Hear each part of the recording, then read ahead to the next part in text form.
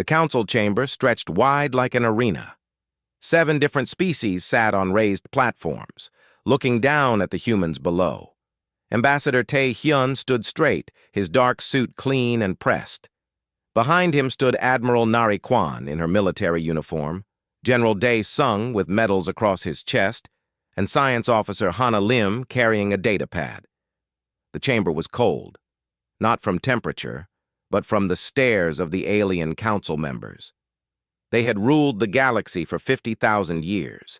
Humans had only reached the stars 200 years ago. In their eyes, humanity was still children. Chancellor Vorn clicked his mandibles together. The insect-like Kavari was the oldest council member. His species had built the first faster-than-light ships when humans still lived in caves. His voice came through the translation device as sharp and cutting. Ambassador Tae-hyun, we have called you here to discuss humanity's future in civilized space. Tae-hyun nodded once. We are listening, Chancellor. Vorn's compound eyes reflected the chamber lights. Your species has caused problems. You expand too quickly. You build too many ships. You fight with the Draxus over border worlds. This cannot continue. Admiral Nari's jaw tightened, but she said nothing. Tae-hyun kept his face calm. We offer you peace, Vorn continued, but peace requires adjustments. A holographic display appeared in the center of the room. Terms scrolled across it in human language. Tae-hyun read them silently. Each word felt like a stone dropping into his stomach. The council demanded that humans destroy 90% of their military fleet. They wanted all human technology related to faster-than-light travel. They insisted humans accept junior status for 500 years. Council monitoring stations would be placed in Earth's solar system, and humanity would pay reparations for what the council called aggressive expansion. These terms are non-negotiable, said the crystalline being from the Zyth species. Its voice sounded like wind chimes. You will comply or face consequences. General Dae-sung took a step forward, but Tae-hyun raised one hand slightly. The general stopped. 500 years is a long time, Tae-hyun said quietly. It is brief, replied Vorn.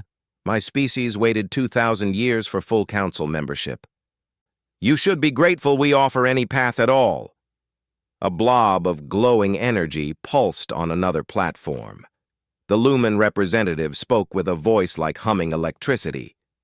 Your recent conflict with the Draxus proves you are not ready for independence. You nearly started a war that would have destabilized this entire sector. Tae-hyun looked at each council member in turn. The aquatic trellis floated in a water tank, tentacles waving slowly. The rock-like Vormesh sat motionless as a mountain. The graceful Pilari with their bird-like features, the shadowy Nethrek who barely showed a physical form, and Vorn, watching with ancient, patient eyes. We defended our colonies, Tae-hyun said. The Draxus attacked first. A minor border dispute, Vorn dismissed with a wave of his foreleg. But your response was excessive. You deployed weapons we had not authorized you to possess. You showed aggression inappropriate for a young species. Hana Lim's fingers tightened on her data pad.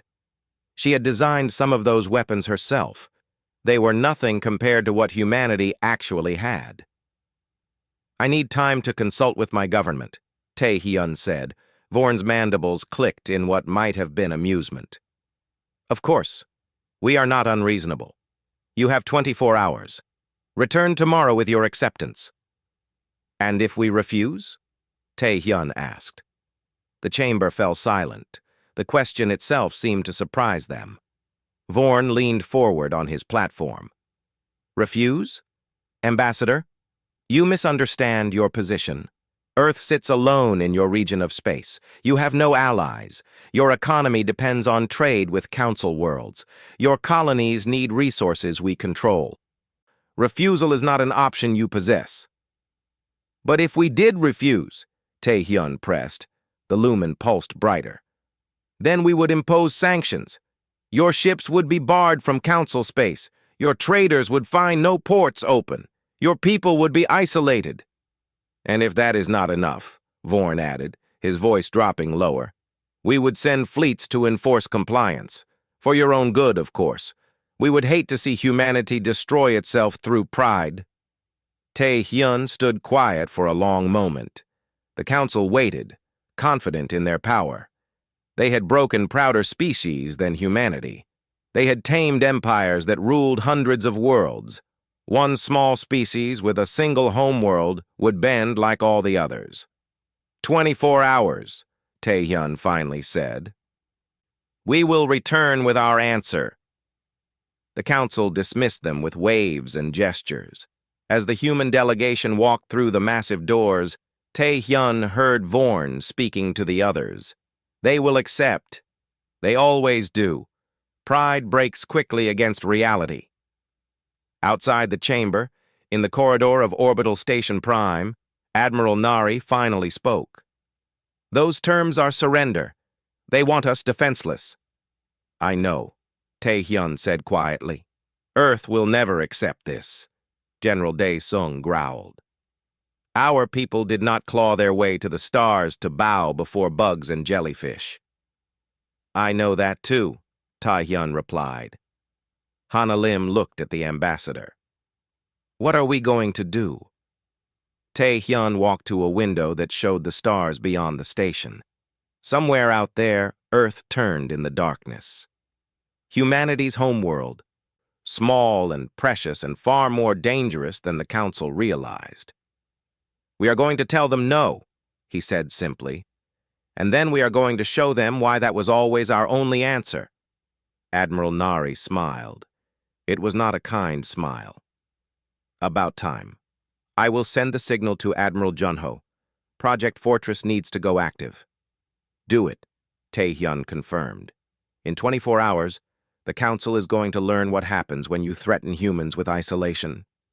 We have been alone before. We know how to survive it. The delegation returned to their ship. Behind them, the Council continued their business, certain that tomorrow would bring humanity's submission. They had no idea that humanity had been preparing for this moment for decades. The countdown had begun. 24 hours passed like a held breath. The council chamber filled again with representatives from across known space. Chancellor Vorn sat on his platform, mandibles clicking in satisfaction. The other council members settled into their positions, ready to witness humanity's surrender. Ambassador Tae-hyun entered alone this time. No admiral, no general, no science officer, just one human in a simple black suit, walking across the wide floor to stand before the 7 species that ruled the galaxy. Ambassador, Vorn began, his voice warm with false friendliness. We trust you have consulted with your government. Have you brought Earth's acceptance of our terms? Tae-hyun pulled a small data chip from his pocket. He held it up so all could see. I have brought Earth's response, yes. Excellent, the Xyth representative chimed. Please transmit it to our systems. That will not be necessary, Tae-hyun said. He closed his fist around the chip. I can deliver the message verbally. It is very short.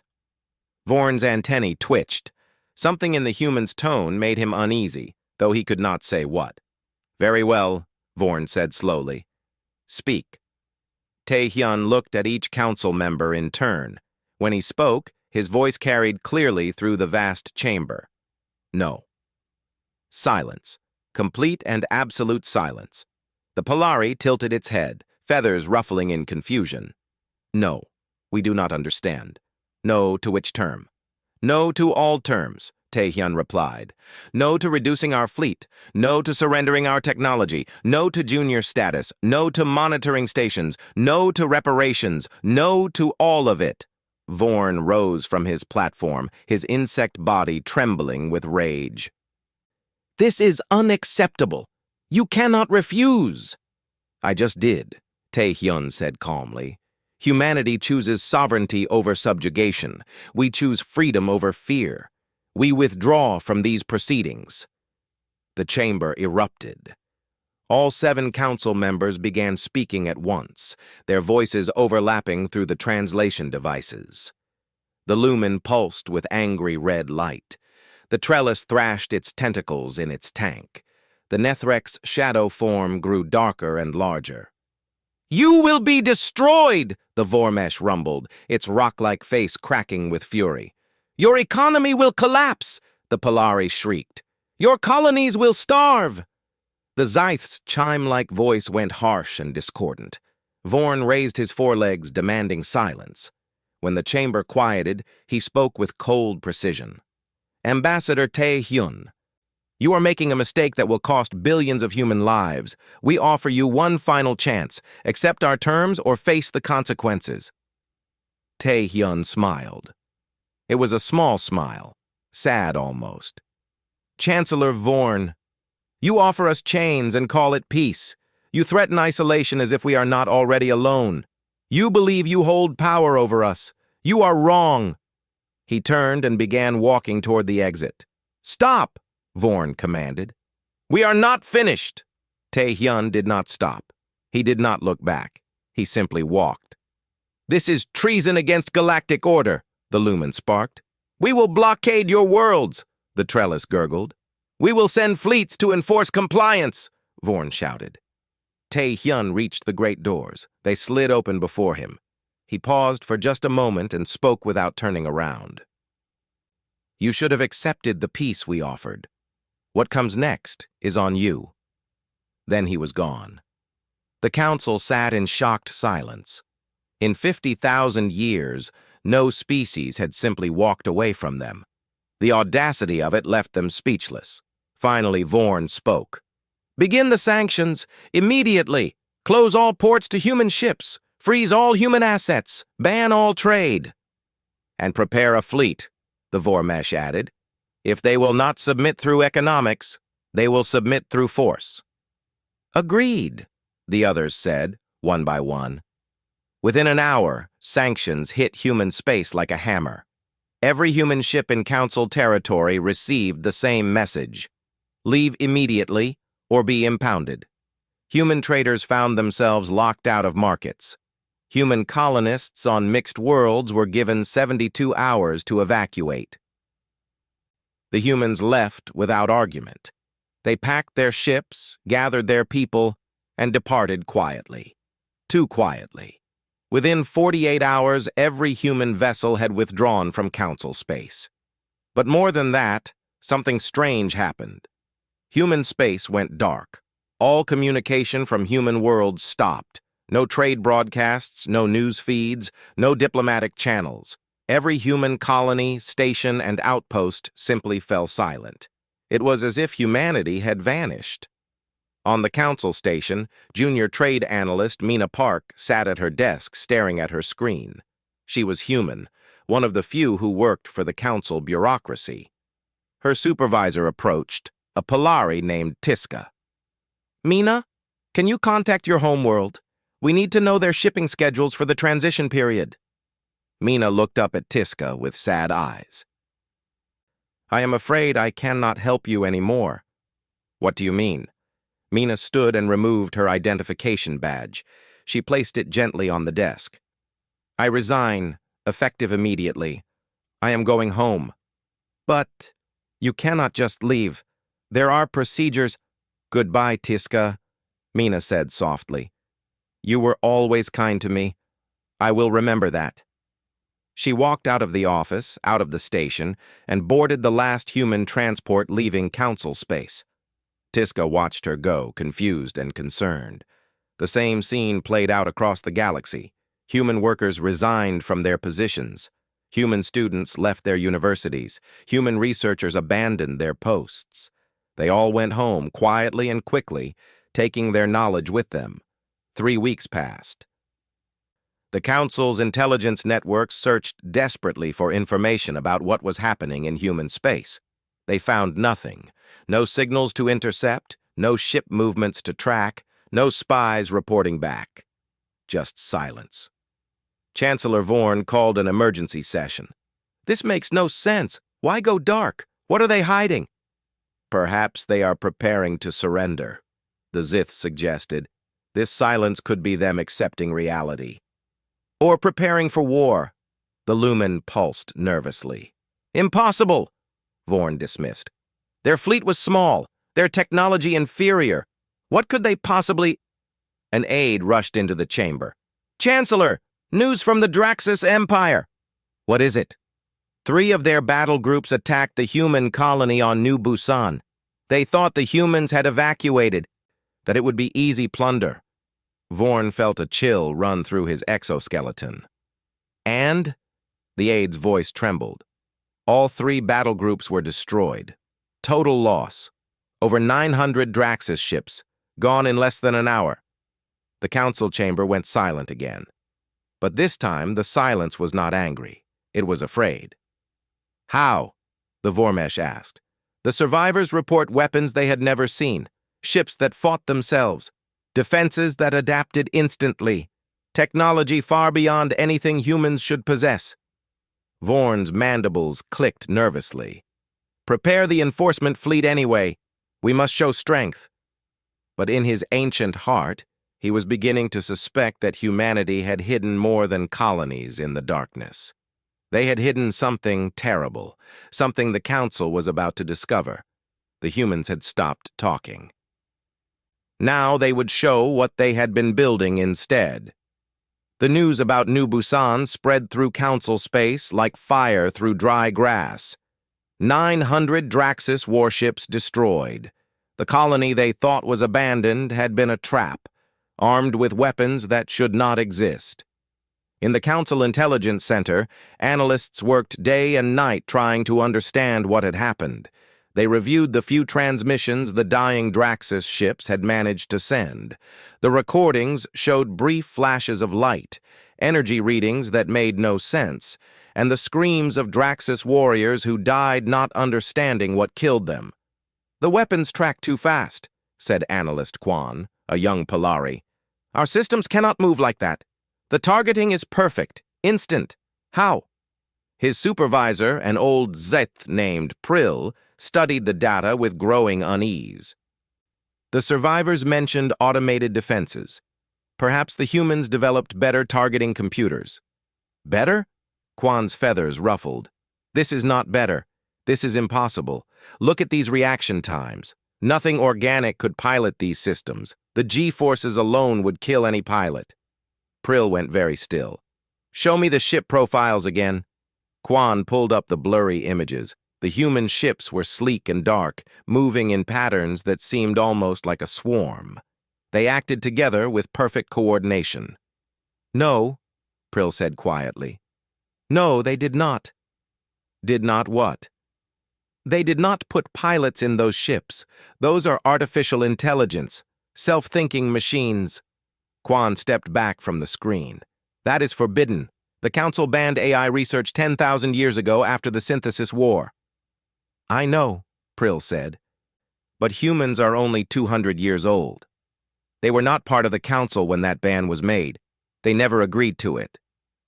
In another part of the station, former science officer Yuna Choi sat in her small apartment, packing her belongings. She had worked for the Council Xenobiology Institute for 5 years, studying alien life forms and sharing research between species. She had made friends here. She had built a life. But when the call came from Earth, she did not hesitate. She was going home.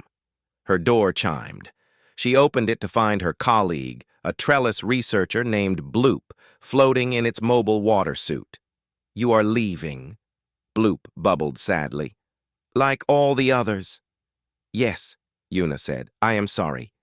Why? What is happening? Please, Yuna, we are friends. Tell me. Yuna looked at the trellis, who had helped her adapt to station life, who had shared meals with her, who had celebrated her birthday. She made a decision. Come inside, she said. I will show you something, but you cannot tell anyone until I am gone. Bloop floated into the apartment. Yuna pulled up her personal terminal and entered a code. Files appeared on the screen, files she had been instructed to delete.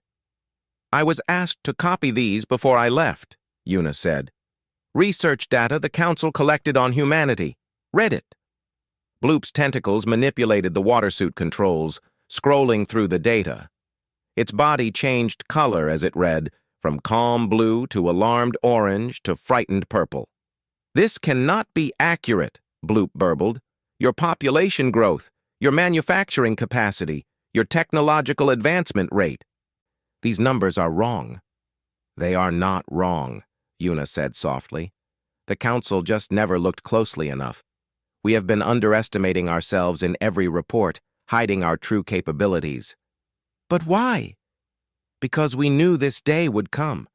We knew the Council would eventually try to control us. So we prepared." Bloop read further, tentacles trembling. "Your AI technology is decades ahead of anyone else. Your automation levels are at 97%. Your ship production, Yuna, these numbers say you can build ships faster than any 3 Council species combined." "Now you understand why I have to leave," Yuna said. "And why you need to warn the Council. They think they are sending an enforcement fleet to intimidate a weak species. They are actually sailing into a fortress." "The fleet launches in 1 week," Bloop said quietly. "I know. That is why I am telling you now. I do not want unnecessary death. If the Council turns back, there does not have to be a war." Yuna finished packing. She hugged Bloop's watersuit gently, careful not to damage it. "Goodbye, my friend. I hope we meet again in better times." After she left, Bloop rushed to report to the Council. But by the time the bureaucracy processed the request for an emergency meeting, 3 days had passed. And the Council, proud and angry, dismissed the warning as human propaganda. Meanwhile, the Draxus Empire was collapsing. The 3 battle groups they lost at New Busan represented a significant portion of their military strength. But worse than the ships lost was the fear that spread through their ranks. The Draxus were warriors, bred for combat over thousands of generations. They feared nothing in the galaxy. But the recordings from New Busan showed something they could not fight. Machines that thought, weapons that adapted, defense systems that learned from each attack and countered it perfectly. The Draxus colonies on the border with human space began to rebel. They had always resented the Empire's rule, but had lacked the weapons to fight back. Now, mysteriously, those weapons began to appear. Shipments arrived at rebel colonies with no sender information, crates full of advanced defense platforms, shield generators, and tactical computers. The rebels did not know where they came from, but they suspected. Only humans had this technology. Within 2 weeks, 4 Draxus colonies declared independence. The Empire sent ships to crush the rebellions, but those ships met the same automated defenses that had destroyed the battle groups. The Draxus pulled back, confused and frightened. In the council chambers, Chancellor Vorn refused to show fear. "The enforcement fleet will launch as scheduled," he declared. 300 ships from 6 species. We will go to Earth and demand their surrender. If they refuse, we will bombard their cities until they comply. The Lumen representative pulsed uncertainly. "Perhaps we should reconsider. The data from the Draxus encounters is exaggerated," Vorn snapped. "The Draxus are weak and cowardly. They lost to automated defenses, nothing more. Our combined fleet will overwhelm any static defenses the humans have built. But the intelligence suggests nothing but human trickery. They want us to fear them. I will not give them that satisfaction." The vote was called. 5 species voted to send the fleet. 2 abstained. The enforcement fleet began final preparations. In human space, the silence continued. But it was not the silence of fear. It was the silence of focused work. Every human world hummed with activity. Factories produced weapons and ships around the clock. Artificial intelligence systems coordinated defense networks. Scientists perfected technologies the Council had abandoned as too dangerous. Admiral Nari Kwan stood on the bridge of the battleship Soul's Pride, looking at the tactical display. 4,000 human ships now orbited in the Sol system. hidden from Council scanners by technology the Council did not know existed. "The Council fleet has launched," her tactical officer reported. "They will arrive in 8 days." "Good," Nari said. "Begin Phase 2. I want them to see everything when they arrive. No more hiding. Let them understand what they are facing." "Yes, Admiral. Activating beacon protocols now." Across human space, the silence ended. Suddenly, every human world lit up on galactic sensors, like stars being born. Ships that had been hidden now appeared on scanners. The true scope of human civilization revealed itself to the galaxy. The Council's intelligence analysts stared at their screens in disbelief. Where they had estimated 300 human ships, they now saw thousands. Where they thought humanity controlled 15 colonies, they now counted over 50. The population numbers, the industrial capacity, the technological advancement, all of it had been carefully hidden. And now, humanity wanted the Council to see the truth. They wanted the enforcement fleet to know exactly what was waiting for them. Chancellor Vorn received the reports in his private chamber. He read them 3 times, not believing what he saw. Then he sealed the door and sat in the darkness, his ancient mandibles clicking nervously. The fleet was already committed. 300 ships carrying the pride of the Galactic Council were sailing toward Earth, and Vorn, for the first time in his long life, was genuinely afraid of what would happen when they arrived. The Council enforcement fleet dropped out of faster-than-light travel at the edge of the Sol system. 300 warships from 6 different species, the largest military force assembled in Council space for over a century. They came expecting to intimidate a primitive world into submission. What they found instead made every sensor on every ship scream warnings. Fleet Commander Grix, a veteran Vormesh who had fought in border conflicts for 200 years, stared at his tactical display and could not believe what he saw. His rock-like hands trembled as he tried to process the information. "Sensors must be malfunctioning," he said. "Run full diagnostics."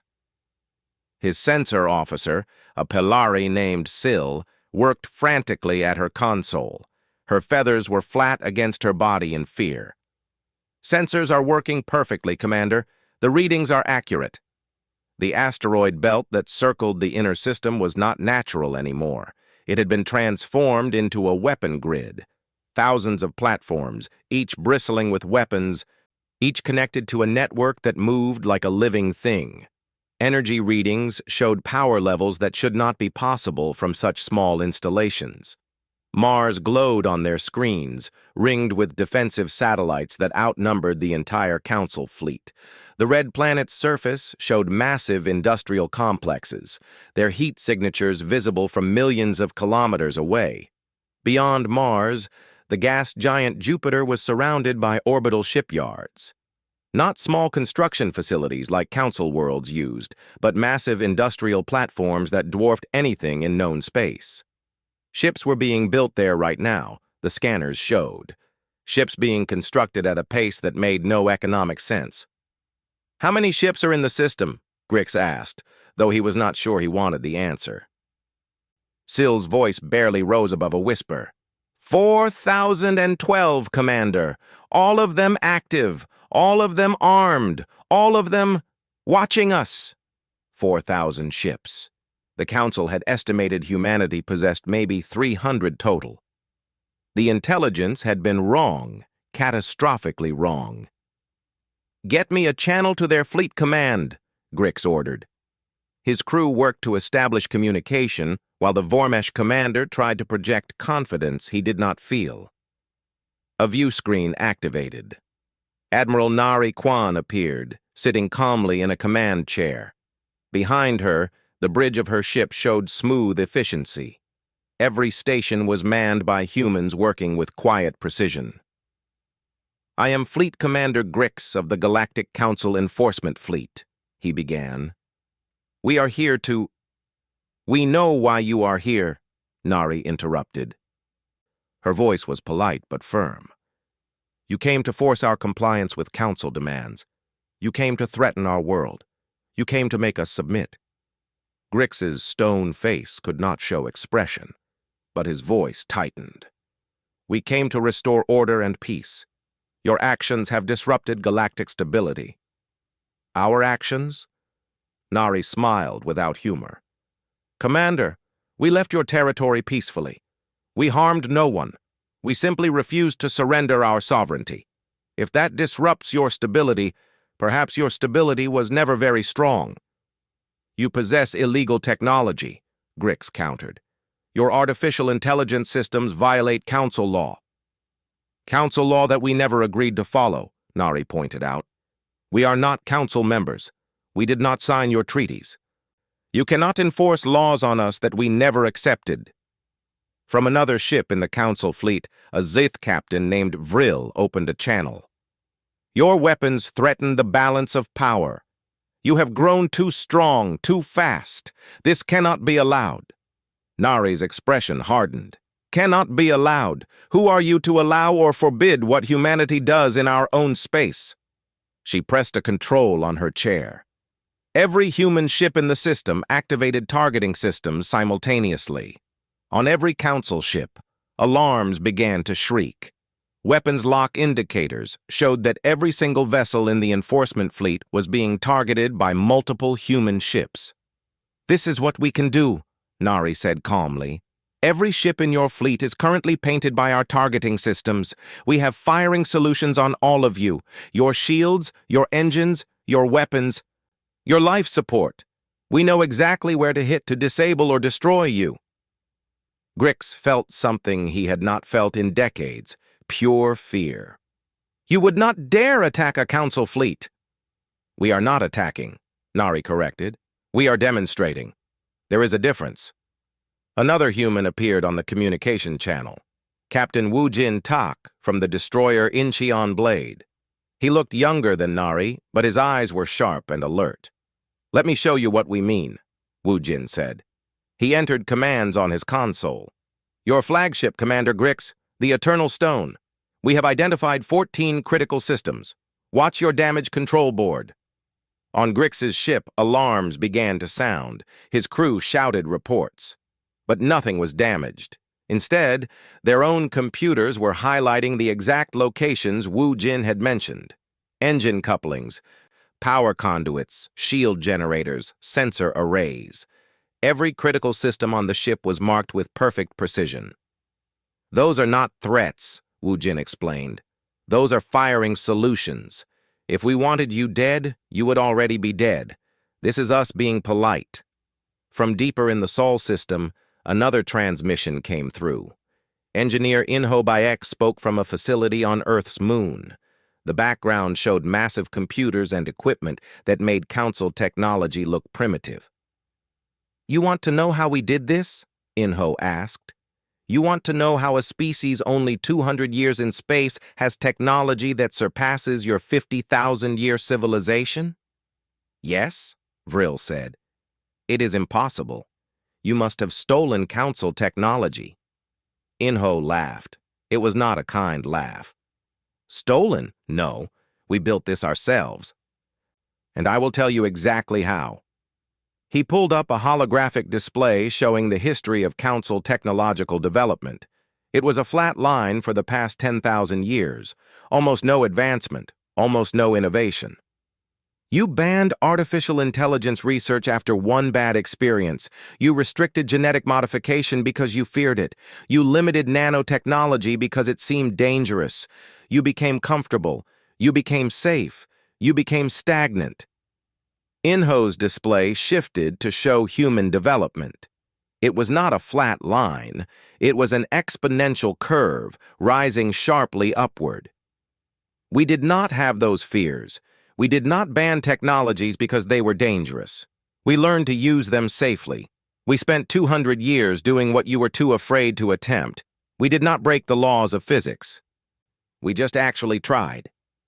The council fleet sat in stunned silence, listening to a human explain how their civilization had been surpassed. Your AI ban meant you never developed quantum computing to its full potential, Inho continued. Your genetic restrictions meant you never enhanced your people's intelligence and lifespan. Your nanotech limits meant you never achieved true automation. Every fear you had became a chain that held you back. We feared those technologies for good reason, Vril protested. They caused wars. They destroyed civilizations. And we learned from your mistakes, Inho replied. We studied your history.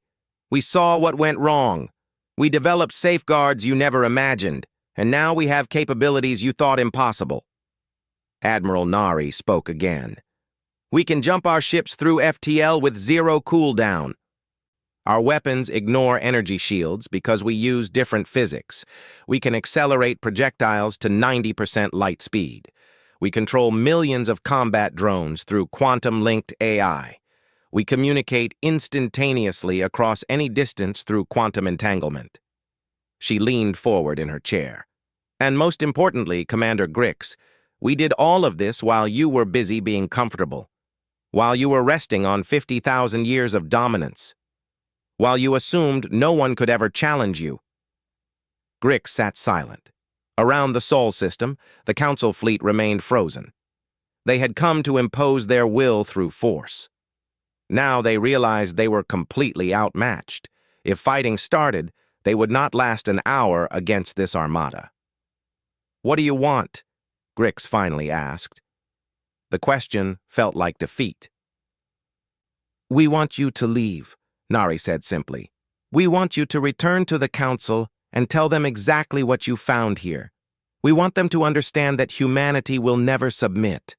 We will never surrender. We will never bow. And if the Council sends a larger fleet? Vril challenged. Nari's smile was cold. Then we will defeat a larger fleet. Commander, you are looking at what we built in 200 years.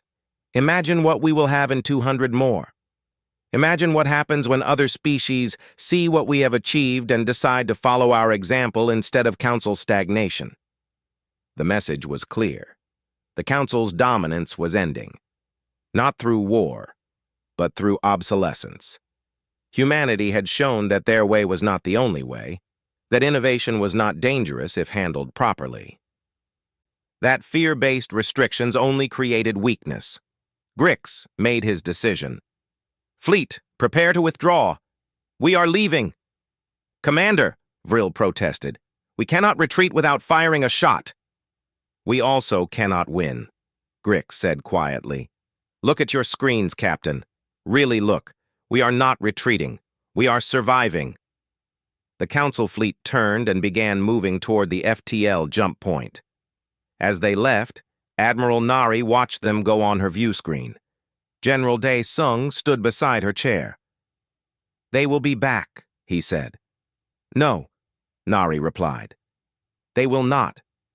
Because now they know. And that knowledge will spread.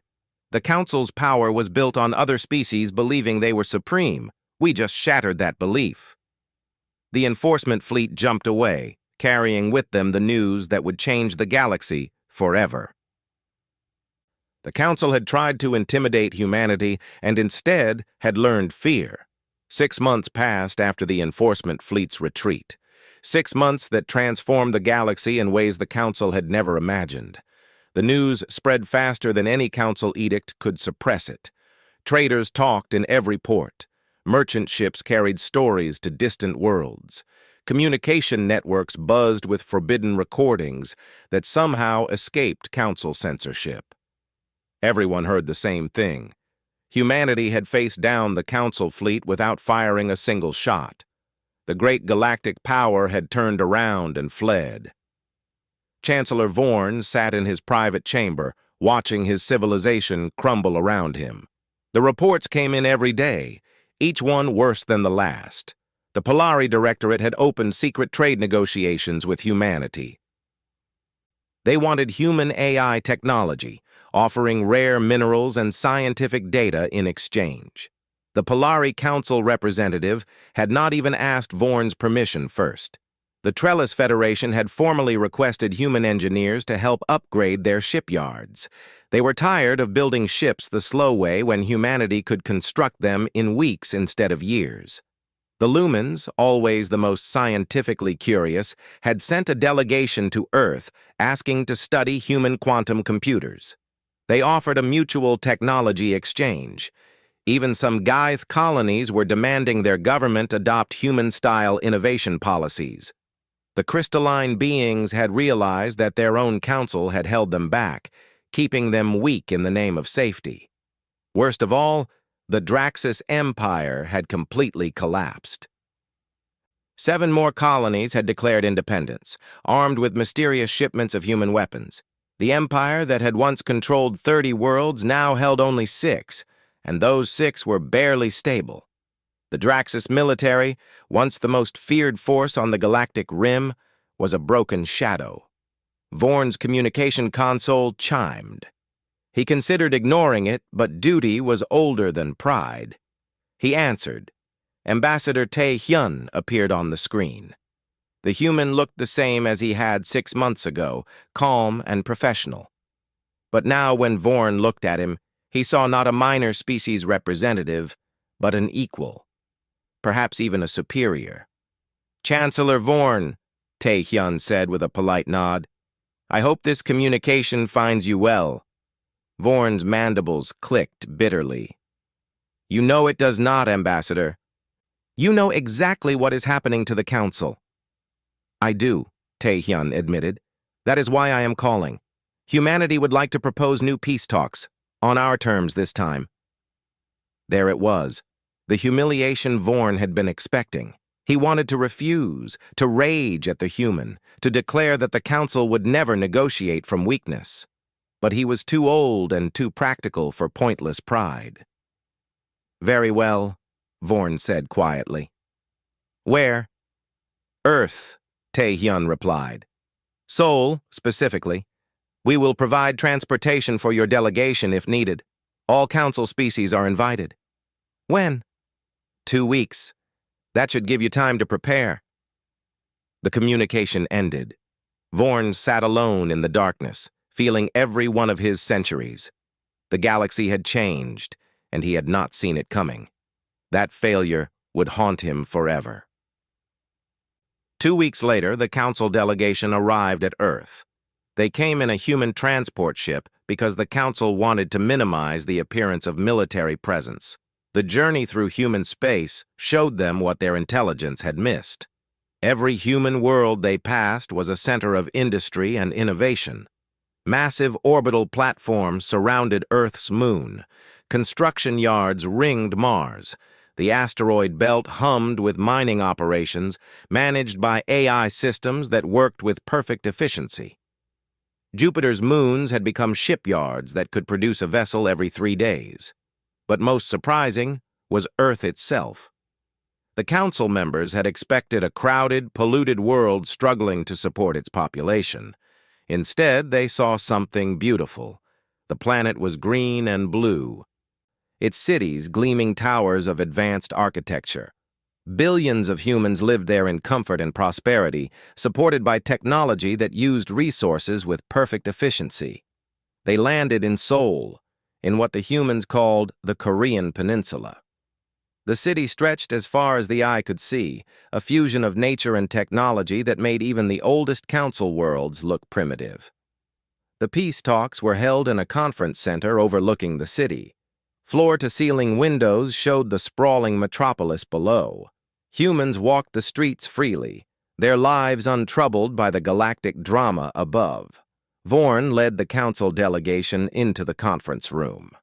Tae-hyun was already there, seated at a table with other human representatives. Admiral Nari Kwan, General Dai Sung, and a new face, Chief Diplomat Hana Lim. "Please, sit," Hana said, gesturing to chairs that had been sized appropriately for each species. The humans had done their research, making sure even the Vormesh had properly reinforced seating. When everyone was settled, Hana pulled up a holographic display. "These are humanity's terms for peace. They are simple and non-negotiable, but we believe fair." The terms appeared in each species' language, mutual non-aggression treaty between humanity and all council species, open trade with no restrictions on human goods or services, voluntary technology exchange programs, full recognition of human sovereignty in all human-controlled space. Council agrees to stay out of any region humanity chooses to explore. Existing council laws do not apply to humanity unless specifically agreed to. Vorn read the terms carefully. They were not unreasonable. Humanity was not demanding reparations or territory. They were not asking for council worlds or resources. They simply wanted to be left alone to pursue their own path. These terms are acceptable, Vorn said after a long pause. But I must ask, why? You could demand much more. You could take council worlds. You could impose your own will on us. Why offer such generous terms? Hana smiled. It was a kind smile, without malice or triumph. Because conquest was never our goal, Chancellor. We did not build our civilization to dominate others. We built it to survive and thrive. She gestured to the windows, showing Seoul below. Everything you see here, we built ourselves. Every technology, every achievement, every advancement came from human minds and human work. We did not need you then. We do not need you now.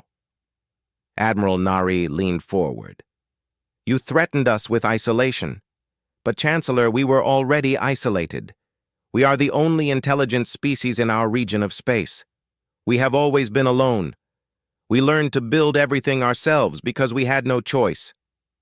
Your mistake, General Daesung added, was assuming isolation was a threat to us.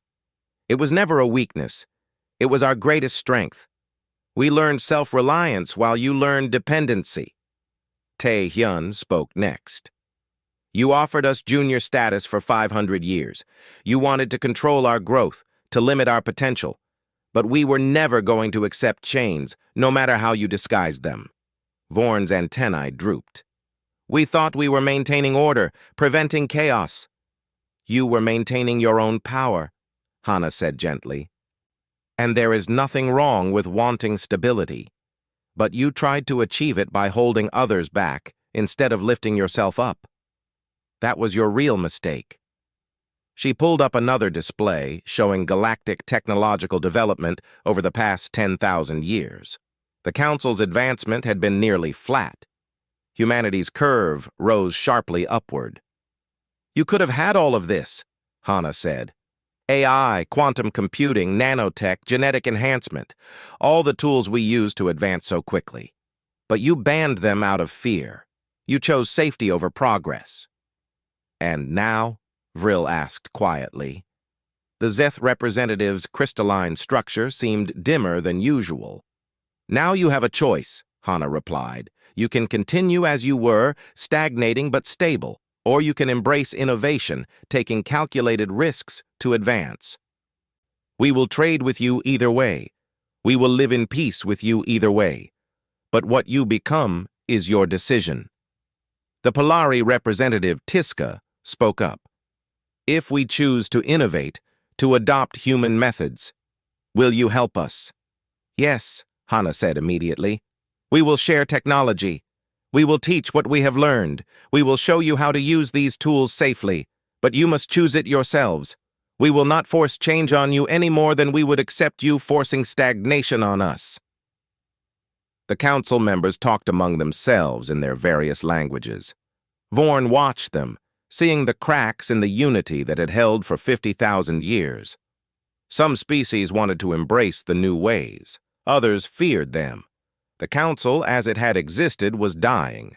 Perhaps it was time. We accept your terms, Vorn said finally. The council will sign this peace treaty. Documents were prepared. Representatives from each species signed using their various methods. When it was done, Hana stood and offered her hand to Vorn.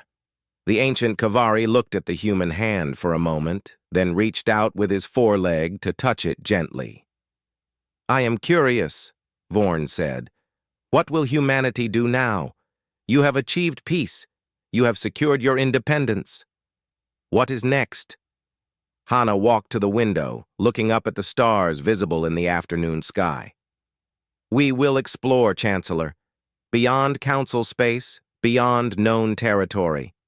There is a whole galaxy out there that no one has visited. We intend to see it. You will go alone?